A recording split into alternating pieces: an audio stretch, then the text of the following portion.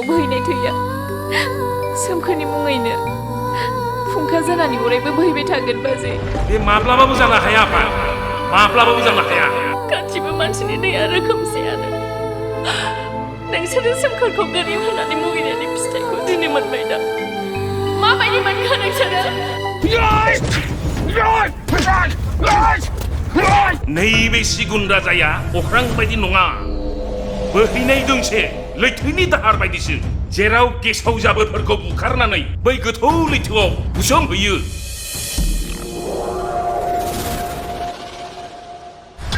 अख्रां सौसि बिबायग्रा बे नोंनि गोसोआ बे गांसोबारिनि लामाजों बोरै थाबायनो रोंनो सनाथियासो ओंखाम जानाय सिमां जोंहा मालाबाबो गैफेरा आरो दिनैबो बे सिमाङा जोंजों थानाय नङा नोंनि नोमफाया बोरलाथिं गावहरनाय बायदिसो जेरै गावहरो सिदा थांखायो खेंखेंखेंनि आंजों सोलिया मोनथिबाय आरो आंनि बे कन्डिसनखौ बिसोर मिथियो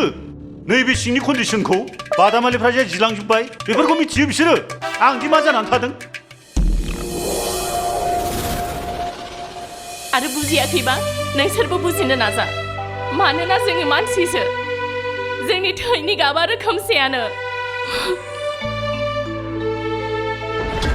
बिरिद' नों आंनि फिसाखौ मानो बिदि खालामखो सोर दङ नोंहा बे जिउआव जायफोरनि गोसोनि साननायाव मैला सिथाबनानै थायो बेलाय बहा होनो मा सोमखोरनि आखाइखौ सिफायनो ओइ सेंग्रा थोलै नों बबेनि एसेबां दुथां हा 10,000 20,000 30,000 बेसेबां नांगौ बुं